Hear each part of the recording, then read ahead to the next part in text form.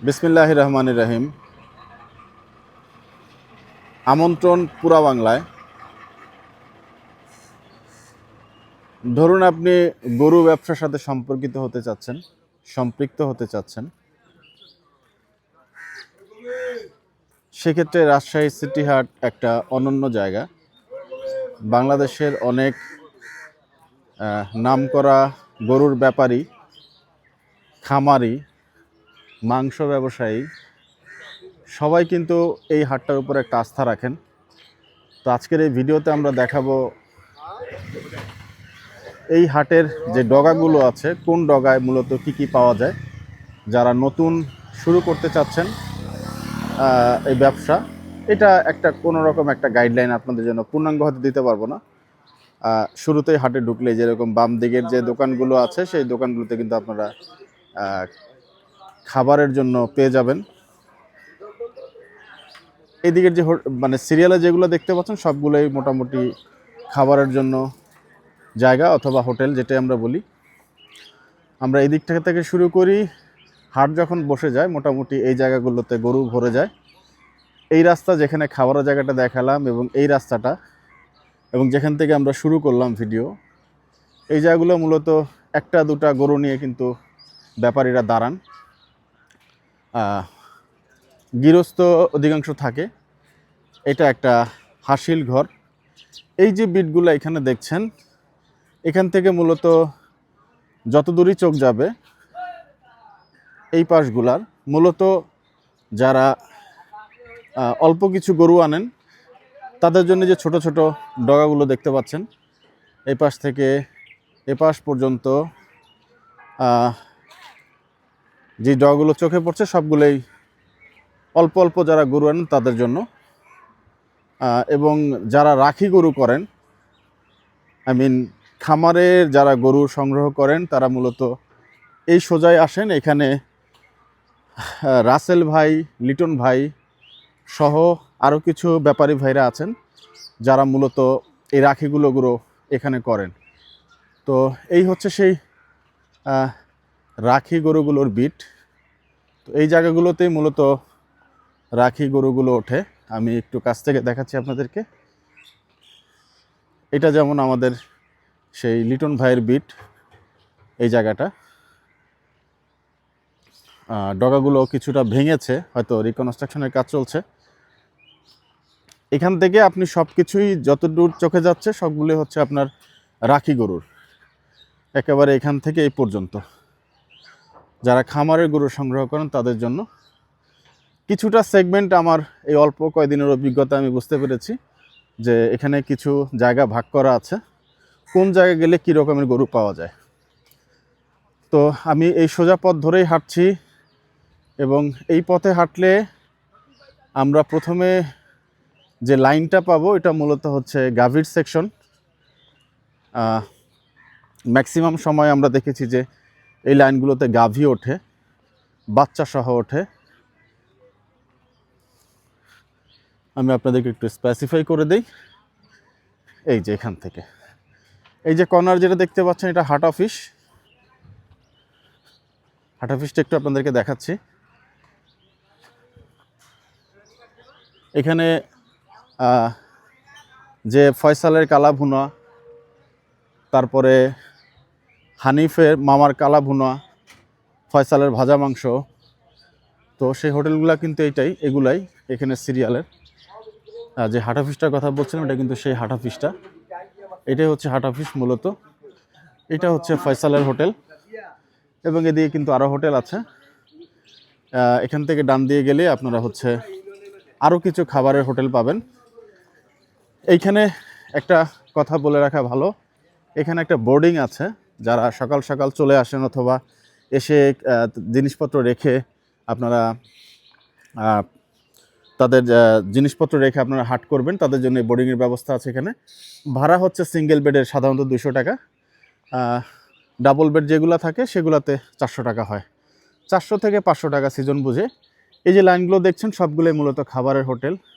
ওইখানে আরও দোকান আছে। তো আমরা মূলত যেই উদ্দেশ্য আপনাদেরকে ভিডিওটা করা, কোন জায়গায় কি গরু পাওয়া যায় সেগুলো একটু দেখাবো এবং সেই প্রেক্ষাপট থেকে হাট অফিসের কার্যক্রমটা পুরো সেন্টার হচ্ছে এইটা। এবং হাটে একটা অ্যানাউন্সমেন্ট চলে সবসময়, শিং ভাঙা, পাখোরা, এই সমস্ত গরু একবার ট্রেড হয়ে গেলে, মানে কেনার আগে আপনাদেরকে দেখে নিতে হবে, ডিল হয়ে গেলে গরু পরিবর্তন করা যাবে না। এই অ্যানাউন্সমেন্টটা এখানেই হয়। সিটি হাটের একটা বিশিষ্ট আমি আপনাদেরকে বলে দিই, সেটা হলো যে দরদাম হয়ে যাওয়ার পরে গরু আপনাকে নিতে হবে। এটা হচ্ছে এই হাটের একটা বিষয়। সাধারণত ব্যাপারীরা দরদামটা কানে মুখেই করেন, সাধারণত দামটা ফাটান না। এই হাটে মোটামুটি একটা দরদাম হয়ে আপনি যদি বলে দেন, এবং সে গরুটা কিন্তু আপনাকে নিতেই হবে। আর গরু একবার ডিল হয়ে যাওয়ার পরে, থাবা হওয়ার পরে আপনি যদি গরু না নিতে চান, এটা পরবর্তীতে হাট অফিস পর্যন্ত গড়ায়, এটা একটা প্রবলেম। সো গরু আগে চেক করে নেবেন। এটা কিছুক্ষণ পরপরই হাট অফিস থেকে অ্যানাউন্সমেন্ট করা হয় গরুর কোনো প্রবলেম আছে কিনা, সব কিছু চেক করে নেন। এনিওয়ে, এই যে আমি আপনাকে যে এতক্ষণ হেঁটে আসলাম, এখান থেকে মোটামুটি একেবারে যে মোটর সাইকেলটা দেখা যাচ্ছে এই পর্যন্ত মোটামুটি গায়ে ওঠে। এই পর্যন্ত গায়ে ওঠে, একদম সিএলএ যা দেখালাম পুরোটা গায়ে সেকশন, এই পাশ থেকে সম্পূর্ণটাই যতক্ষণ আমি হেঁটে আসলাম। সো গায়ের সেকশনটা কিন্তু মোটামুটি ভালোই বড়। আচ্ছা, এবার আসি এই দিকটাতে। এই দিকটা থেকে শুরু করে মোটামুটি আপনি দেশাল যে সারগুলো ওঠে মাংস ব্যবসার জন্য, অথবা অনেক সময় রাখি গরু এখানে ওঠে।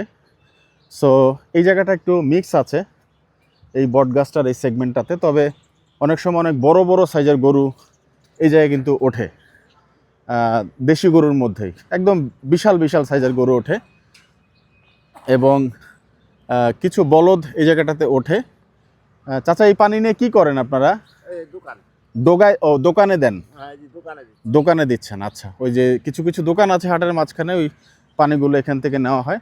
তো এইখানে কিন্তু একদম চমৎকার এই পরিবেশটা, একটা সময় চেনা যায় না, এত পরিমাণ মাশাআল্লাহ গরু ওঠে। তো একদম এইখান থেকে এই যে বাউন্ডারিটা দেখতে পাচ্ছেন, একটা গাছের অর্ধাংশ, এই পর্যন্ত মোটামুটি গরুর সেকশন। তারপরে মহিষ শুরু হয়। মহিষটা আমি আপনাদেরকে একটু ভাঙায় দেওয়ার চেষ্টা করব কোন জায়গায় কি মহিষ পাওয়া যায়। তো আসছিলাম এই জায়গাগুলোতে, এখানের এই যে ডগাগুলো দেখতে পাচ্ছেন, এখানে মূলত কিছু ওই যে স্পেশাল স্পেসিস কাউ ওঠে, বলদ টাইপের কিছু গরু কিন্তু এই ডগাগুলোতে পাওয়া যায়। তো আপনারা যখনই বলদ নিতে আসবেন বা স্পেশাল কিছু নিতে আসবেন, এই দিকটাতে চলে আসবেন। পেছনে যা দেখতে পাচ্ছেন এটা হচ্ছে মেডিকেল ওয়েস্ট, এখানে জমা হয়। এবং এখানে একটা ওনাদের অফিসও আছে মেডিকেল ওয়েস্ট ম্যানেজমেন্টের। তো রাজশাহীর যে মেডিকেল ওয়েস্টগুলো সেগুলো এখানে এসে জমা হয়। হাট অফিসের মাঝে মধ্যে এরকম ছোট ছোট দোকান পাবেন, চায়ের দোকান, কিছু টং পাবেন। এখান থেকে এই যে যিনি কাজ করছেন, এখান থেকে মূলত মহিষ শুরু হয়। এবং এই জায়গাটা, ওই যে এখন দেখতে পাচ্ছেন ডান দিকের জায়গাটা, একদম পুরো সেগমেন্টটাই হচ্ছে মহিষের সেগমেন্ট। এবং এখন যে ডগাটার কাজ করা হচ্ছে সেটা হলো সিটি হাটের খুব বড় মাপের একজন ব্যাপারী পিয়ারুল ভাইয়ের ডগা এটা। এবং এখানে মোটামুটি ভাইজান, পিয়ারুল ভাইয়ের ডগা তারও আছে না এখানে? ও, পুরোটাই বলেন না কেন? এটাই বলতেছি, পুরোটাই বলেন। 6টা ডগা আছে পিয়ারুল ভাইয়ের। মাশাআল্লাহ, উনি অনেক বড় একজন মহিষের ব্যবসায়ী, এবং খুব বড় বড় মাপের মহিষ, স্পেশাল মহিষ যেগুলো আছে এগুলো পিয়ারুল ভাই করেন। একদম এখান থেকে মোটামুটি পুরোটাই যা দেখছেন কর্নার পর্যন্ত সবই হচ্ছে মহিষের ডগা। এবং এই মহিষের মধ্যে কিছুটা সেগমেন্ট আছে, সেটা হলো যে কিছুটা বাচ্চা মহিষ যারা খামারের জন্য নিতে চান, সেই বাচ্চা মহিষগুলা কিন্তু এই যে মহিষগুলা দেখছেন, এইখানে সাধারণত বাচ্চা মহিষগুলা পাওয়া যায়, ছোট ছোট মহিষ। আমি একটু আপনাদেরকে দেখিয়েও দেই সেই মহিষগুলো, তাহলে একটু বোঝা যাবে। এবং মূলত গৃহস্থর যে মহিষ সেটা একটু ওই পাশে আছে, আমি সেটাও আপনাদেরকে দেখাবো। এই যে দেখছেন, যেটা বলছিলাম যে খামারের ছোট ছোট যে মহিষগুলা, সেই মহিষগুলা কিন্তু এখানে পাওয়া যায়, একদম বাচ্চা ক্লাসের যে মহিষ। এবং এই পাশটা থেকে রাস্তা ধরে যদি আমরা যাই, আসসালামু আলাইকুম রহমতুল্লাহ। ভাই কেমন আছেন? আপনার তো পিছনে আমি খেয়াল করি নাই ভাই, কখন আসলেন? তাই আছেন, খাওয়া দাওয়া হয়েছে কিছু? আচ্ছা ঠিক আছে, আমি একটু ঘুরে আসতেছি ভাই। দেখা হলো উজ্জ্বল ভাইয়ের সঙ্গে, এবং পুরো যতটুকু চোখে পড়ছে পুরোটাই হচ্ছে মহিষের সেগমেন্ট, এবং একেবারে খামারি পর্যায়ের যে মহিষ, সেই মহিষগুলা কিন্তু এই সমস্ত ডগাগুলোতে গৃহস্থর যে সেগমেন্ট, অধিকাংশ ক্ষেত্রেই গৃহস্থ পাওয়া যায়। ওই যে সবুজ কালারের একটা পর্দা দেখতে পাচ্ছেন, ওই পাশ থেকে শুরু করে ওনারা আবার এই দিকটাতে দাঁড়ান অল্প কিছু মহিষ নিয়ে। এগুলো ওই যে ছোট ছোট ছোট ছোট মহিষ, এখানেও আপনারা পেয়ে যাবেন সেই খামারে তোলার মতো মহিষ। কিন্তু যারা একেবারে গৃহস্থ টাইপের, আমি যতটুকু দেখেছি, ওনারা এই রাস্তাটা ধরেই কিন্তু মোটামুটি দাঁড়ান। এই যে এই বিটটা এবং এই সাইডটাতে মূলত গৃহস্থের মহিষ পাওয়া যায়। তো সিটি হাটটা আসলে মোটামুটি ভালোই বড়, সেগমেন্টটাও আলাদা করা আছে। একবারে গরু, মহিষ, গাভী, যে তিনটা সেগমেন্ট, সে তিনটা সেগমেন্ট কিন্তু এরকম। এবার আসি, আপনার গরু আপনি ব্যবসা শুরু করবেন, গাড়ি থেকে তো নামলেন, খাওয়া দাওয়া হলো, বোর্ডিংয়ে রেস্টও হলো, এই গরুগুলো আপনি এখান থেকে কিনলেন, মহিষ কিনলেন, যাই কিনলেন, এটা তো সরাসরি আপনি নিয়ে হচ্ছে গাড়িতে তুলতে পারবেন না। তো এটার জন্য কোনো একটা বিটে আপনি রাখতে পারেন। এখানে বিটগুলো হচ্ছে যেমন হাজির বিট আছে, জার্জিসের বিট আছে, এরকম চাচা ভাতিজার বিট আছে, অনেক বিটই আছে এখানে। বিট মানে হচ্ছে গরুগুলোকে নিয়ে একটা টোকেন সংগ্রহ, যে গরুটা যার কাছ থেকে কিনবেন সেটা একটু বলে দেই মাঝখানে। যখনই কোনো গরু অথবা মহিষের কারবার আপনার হবে, তখনই যিনি বিক্রেতা উনি হচ্ছে আপনাকে একটা টোকেন দিবে। আপনি যখন টাকা হ্যান্ড ওভার করে দিবেন, ওই টোকেনটা হচ্ছে যিনি গরু মহিষ আনেন প্রত্যেকটা পিসের জন্য ওনাদেরকে হাট অফিস থেকে একটা করে দেওয়া হয়, ওইটাই হচ্ছে প্রুফ। তো টাকাটা লেনদেনের আগে খুব সাবধান থাকবেন। এখানে কিছু বিষয় একটু লক্ষ্য রাখতে হবে। সেটা হলো যে আপনি যে টোকেনটা নিচ্ছেন, টোকেনটা নেওয়ার সময় টাকাটা দেওয়ার পরে আপনি হাট অফিস থেকে চেষ্টা করবেন সঙ্গে সঙ্গে হাসিলঘর থেকে হাসিলটা করে ফেলানোর জন্য। এবং আরও একটা তথ্য আপনাদেরকে দিয়ে রাখি, ওই যে বিটের কথা বলছিলাম, ওই যে দেখুন গাড়ির ট্রাকের পাশে কিন্তু বিট, এটা হচ্ছে হাজির বিট। তো যেটা বলছিলাম যে যখন যারা গরু মহিষ নিয়ে আসেন বিক্রি করার উদ্দেশ্যে, ওনারা যে টোকেনটা নেন, এটা হচ্ছে ওনাদেরকে বিটের টাকা যেটা বলে 200 টাকা, এটা ওনাদের চার্জ প্রতিটা গরু মহিষের জন্য। তো এই 200 টাকা হচ্ছে সাধারণত যখন একটা ট্রেড হয়, যিনি গরুটা বিক্রি করলেন বা মহিষটা বিক্রি করলেন, ওনাকেই পে করতে হয়। অর্থাৎ গরুটার দাম যদি 98,000 টাকা হয়, তবে যিনি গরুটা কিনছেন উনি 200 টাকা কম দিবেন। তো এটা আগে একটু যখন ট্রেড হয় তখন কথা বলে নিতে হয় বিটের টাকা কে দিবে। সাধারণত যারা বড় বড় ব্যাপারী, ওনারা আসলে এই জিনিসটা একদমই এনশিওর করে নেন যাতে পরবর্তীতে কোনো ঝুট ঝামেলা না হয়। এবং এই বিটের টাকাটা একটু কনফার্মেশনটা নিয়ে নিতে হবে সব সময়ের জন্য, একদম কেনার আগে যে বিটের টাকা আপনি দিবেন। যদি আপনার মনে হয় ট্রেডে আপনি ভালোই পরিমাণ ডিল করেছেন, অনেক সময় ওনারা বলে যে বিটের টাকা কাটবেন না। আপনার যদি মনে হয় যে না, এটা আপনার জন্য ঠিক আছে, তবে আপনি সেটা ছেড়ে দিতে পারেন। তো হাসিলটা করে ফেলার পরে কিন্তু আপনার কার্যক্রম মোটামুটি শেষ। এবং সেই টোকেনের এগেনস্টে টাকা পয়সা লেনদেন করার পরে এবার গরুটা যে বিটে রাখছেন, নির্ধারিত যে রাখাল আছে, সে রাখালের হাতে বুঝিয়ে দিবেন।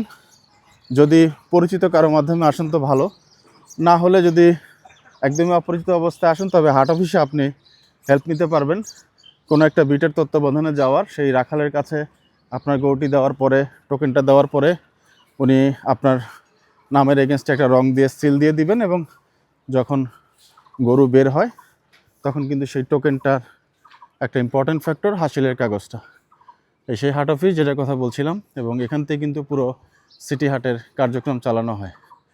তো আমরা আজকে আপনাদেরকে মূলত সিটি হাটের কোথায় কি পাওয়া যায়, কোন সেগমেন্টে, সেটা একটু দেখানোর চেষ্টা করলাম। এবং যদি আরও কোনো তথ্য আপনারা জানতে চান, আমাদেরকে মতামত দিয়ে জানাবেন, আমরা চেষ্টা করব আপনাদেরকে সেই তথ্য তুলে ধরার জন্য। তো দর্শক, আপনারা সবাই ভালো থাকবেন, সুস্থ থাকবেন, সবার জন্য সবাই দোয়া করবেন। বিদায় নিচ্ছি।